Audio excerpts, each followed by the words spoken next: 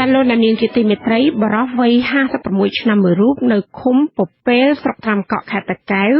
ទទួលបានប័ណ្ណសរសើរពីក្រសួងកសិកម្មនិងអង្គការកសិកម្មផ្សេងៗដោយបានទទួលស្គាល់ស្នាដៃកែច្នៃនិងគំនិតប្លែកៗរបស់លោកហើយដែលបានជួយដល់វិស័យកសិកម្មភាពល្បីល្បាញនេះបានធ្វើឲ្យគាត់ក្លាយជាគ្រូបង្រៀនបច្ចេកទេសកសិកម្មនៅក្នុងប្រទេសនិងនៅក្រៅប្រទេសគឺស្ដីពីវិធីសាស្ត្ររកឃើញរបស់គាត់រហូតដល់ធ្វើឲ្យអ្នកកាសែតបរទេសបានចុះទៅដល់ផ្ទះគាត់ដោយថតផ្តិតយករូបភាពផ្សព្វផ្សាយនៅលើពិភពលោកចាអ្នកស្រីអុកសាវរីរាយការណ៍ពីប្រវត្តិនិងភាពល្បីល្បាញរបស់កសិកររូបនោះសូមអញ្ជើញស្ដាប់ដូចតទៅស្នូកាប់ចិញ្ច្រាំបន្លឺចេញពីផ្ទះមួយនៅខាងក្រោយវត្តចោមពុលក្នុងឃុំពពេលស្រុកត្រាំកក់ខេត្តតាកែវនៅពេលដើរចូលទៅដល់ក្នុងលំនៅឋាននោះយើងឃើញមនុស្សប្រុសស្រីក្មេងចាស់រវល់ការងារគ្រប់គ្នាអ្នកខ្លះប្រមូលសម្រាមខ្លះចិញ្ច្រាំទន្ទ្រានខេត្តខ្លះកាយច្របល់ដីជាមួយអង្កាមខ្លោចខ្លះចាក់អង្កាមពីស្បោងខ្លះរៀបចំបង្កាត់ភ្លើងដើម្បីដុតអង្កាមនោះដាក់ហើយដុតឲ្យចោលហ្មងហ្នឹងហើយ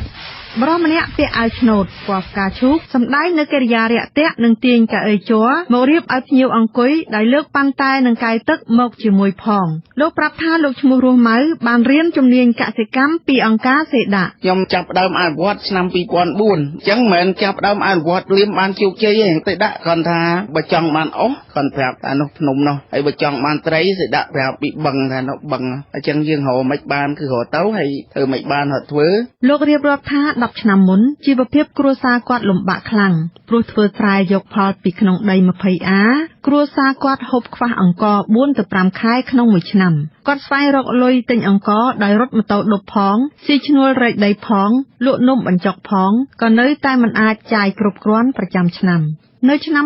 2001អង្គការសេដាបានពន្យល់កសិករឲ្យធ្វើស្រែតាមវិធីប្រើពូជតិចគឺណែនាំឲ្យដាំស្រូវមួយដើមក្នុងមួយដំណោតហើយឲ្យប្រើតែជីធម្មជាតិដែលផលិតពីលាមកសត្វនិងស្លឹកឈើរូបគាត់និងកសិករដទៃមិនយល់ស្របទេព្រោះធ្លាប់ស្ទូងសំណាប3ទៅ4ដើមក្នុងមួយដំណោតលុះដល់ផលស្រូវបានមកគាត់យកទៅកិនហូបមិនគ្រាន់ទម្រាំដាំស្រូវមួយដើមតើវាដុះបែបណាប៉ុន្តែសេដាបង្ហាត់បង្ហាញពីបទពិសោធន៍ចែកទេសផ្សេងៗនិងការទស្សនកិច្ចអញ្ចឹងពេលខ្ញុំចាប់ដើមធ្វើគំនិតថ្មីហ្នឹងដោយសារតែមានកសិករសេដាមួយហៅតាប្រាក់ជ្រេះនោះគាត់ចាប់ដើមអនុវត្តធ្វើតាំងឆ្នាំ2001បាទអញ្ចឹងពួកខ្ញុំទៅមើលឃើញកសិដ្ឋានគាត់ខ្ញុំមកវិញគឺខ្ញុំចាប់ដើមមានគំនិតចង់ធ្វើប៉ុន្តែខ្ញុំជ្រើសរើសដីណាដែលដីនឹងវាអន់ហើយខ្ញុំធ្វើដីហ្នឹងបើគិតតាមទម្លាប់ចាស់កន្លែងហ្នឹង20អាហ្នឹងគឺធ្វើស្រូវអត់ដល់10thángទេក្រោយមកខ្ញុំចាប់ដើមធ្វើប្រព័ន្ធធ្វើបន្លាយធ្វើស្រះទឹកអីហ្នឹងដីហ្នឹងនៅសល់13អាគឺស្រូវកើនដល់25thángដោយសារខ្ញុំធ្វើតាមគោលការណ៍ធម្មជាតិស្រូវបវសហ្នឹងនៅឆ្នាំ2004-2005ប្រទេសកម្ពុជារាំងស្ងួតជាប់គ្នាដំណាំស្រូវនិងបន្លែផ្លែឈើខ្វះទឹកងាប់ស្វិតអស់បណ្ដាលឲ្យគ្រាប់ពូជស្រូវនិងបន្លែដាច់ពូជលោករស់ម៉ៅក៏សម្រេចចិត្តទៅសុំខ្ចីលុយ 10,000 រៀលពីសមាគមសន្សំប្រាក់របស់អង្គការសេដាចាប់ពីពេលនោះមកគាត់បានចូលជាសមាជិកអង្គការសេដាគាត់ចាប់ផ្ដើមរៀនធ្វើស្រែនិងចិញ្ចឹមសត្វតាមបច្ចេកទេសកសិកម្មដែលណែនាំដោយបុគ្គលិកអង្គការសេដាគាត់ក៏ទទួលបានកសិផលរីកចម្រើនពីមួយឆ្នាំទៅមួយឆ្នាំមកដល់បច្ចុប្បន្ននៅពេលគាត់ពិសោធន៍បានជោគជ័យទាំងការដាំស្រូវដាំបន្លែការទុកដាក់គ្រាប់ពូជនិងផលិតជីធម្មជាតិបានជោគជ័យនោះគាត់បានបង្រៀនចំណេះនេះទៅដល់កសិករណាដែលចង់ចេះចង់អនុវត្តក្រោយមកខ្ញុំចាប់ដើមអនុវត្តខ្លះសេដាមានបទពិសោធន៍ខ្លះគឺខ្ញុំបូករួមនឹងបទពិសោធន៍ខ្ញុំផ្សេងខ្លះគឺខ្ញុំរកឃើញការដាំដុះនឹងហើយនឹងការដាំដូចជាដាំឡាយមកគុំ50លែដាំលហុងមិនអោយដួលឲ្យញីទាំងអស់អីហ្នឹងអាហ្នឹងគឺខ្ញុំរកឃើញនៅខ្លួនឯងហើយការដាំក្នុងកំប៉ុងក្នុងដបខ្ញុំរកឃើញនៅខ្លួនឯងខ្លះគេដាក់បង្រៀនខ្លះពីការដែលយើងម្លែងមរួលអាកាសធាតុហ្នឹងបាទអញ្ចឹងខ្ញុំធ្វើតាំងពី2004មកដល់2006 2007បានជោគជ័យបាទមិនធ្វើមួយថ្ងៃពីរថ្ងៃហើយទេនៅក្នុងបរិវេណនៃភូមិឋានរបស់កសិកររស់ម៉ៅមានបន្លែចម្រុះដុះពីដីក្នុងឡាំងស្នោចាស់ ដបទឹកក្រូចចាស់ៗ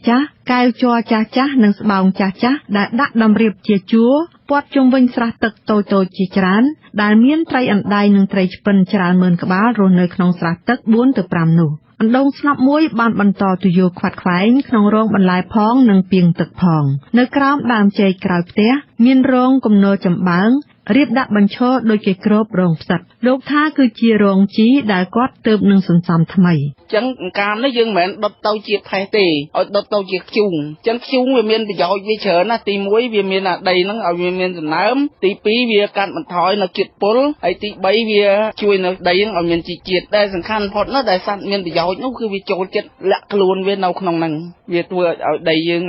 មានជីជាតិអីផុសល្អ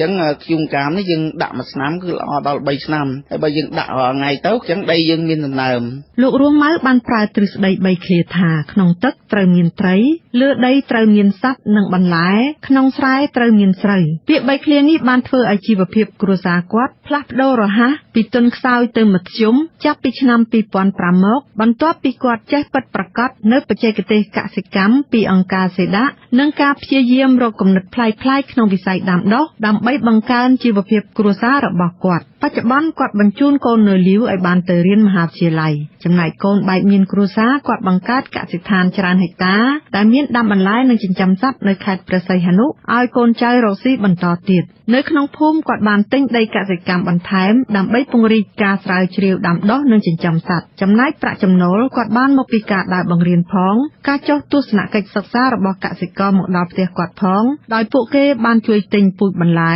ពូជស្រូវពូជដំណាំសត្វមាន់ទាជន្លេនជីធម្មជាតិជាដើមហើយគេបានយកទៅអនុវត្តបន្តទើបមានការពង្រីកអ្នកបន្ថយប្រើជីគីមីក្នុងការដាំដុះបានខ្លះដែរលោករស់ម៉ៅឲ្យដឹងថាគាត់បានបង្រៀនកសិករនៅក្នុងខេត្តតាកែវកំពតកំពង់ឆ្នាំងព្រៃវែងជាដើមឲ្យគេអនុវត្តបន្តនៅអ្វីដែលគាត់បានពិសោធន៍បានជោគជ័យលោកថាក្រៅពីការបង្រៀនក្នុងប្រទេសគាត់ត្រូវបានគេអញ្ជើញទៅបង្រៀនកសិករប្រទេសវៀតណាមនិងថៃពីវិធីថែរក្សាដីដោយប្រើជីធម្មជាតិក្រៅពីនោះប្រទេសឥណ្ឌាអញ្ជើញគាត់ឲ្យទៅបង្រៀនបច្ចេកទេសកសិកម្ម3ខែដែរតែគាត់មិនបានទៅព្រោះចោលដំណាំគាត់យូរខែពេកអញ្ចឹងខ្ញុំរាល់ថ្ងៃក៏សប្បាយចិត្តដែរដោយសារតែភាពក្រីក្រពីមុនមកដែលយើងកែមកបាន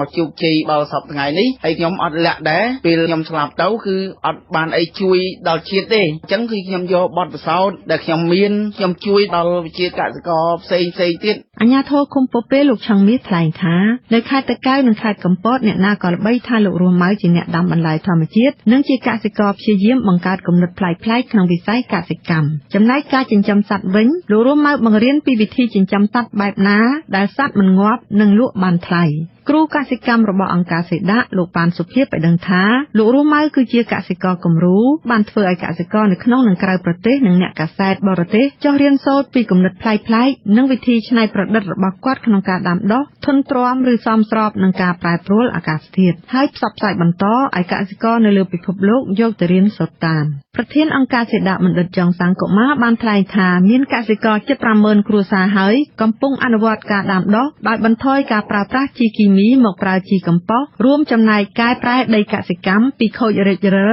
មកដីមានសំណើមធ្វើឲ្យជីវៈចម្រុះកើតឡើងវិញដោយសារកសិកររៀនតគ្នានេះលោករស់ម៉ៅបានឲ្យដឹងថាក្នុងមួយឆ្នាំគាត់ពង្រីកការពិសោធន៍អំពីការដាំដំណាំបែបណាធន់ទ្រាំឬសមស្របនឹងការប្រែប្រួលអាកាសធាតុលោកថាតំបន់ដែលទឹកជន់យូរខែអាចដាំដំណាំលើរៀនដោយចងខ្សែងាយស្រួលចល័តបាននៅតំបន់ដែលខ្វះទឹកគឺត្រូវជីកូនស្រះសន្សំទឹកទុកនិងសន្សំជីកំប៉ុស្តឲ្យបានច្រើនព្រោះជីកំប៉ុស្តប្រើក្នុងដីដាំដំណាំវាធ្វើឲ្យដីមានសំណើមលោកបន្ថែមថាដោយសារតែគាត់រៀនសូត្រតាមការណែនាំពីមន្ត្រីកសិកម្មនានាទើបគាត់អាចកែប្រែជីវភាពលំបាកលំបិនមកធូរធារបែបនេះនាងខ្ញុំអុកសាវបូរីវិទ្យុអាស៊ីសេរីខេត្ត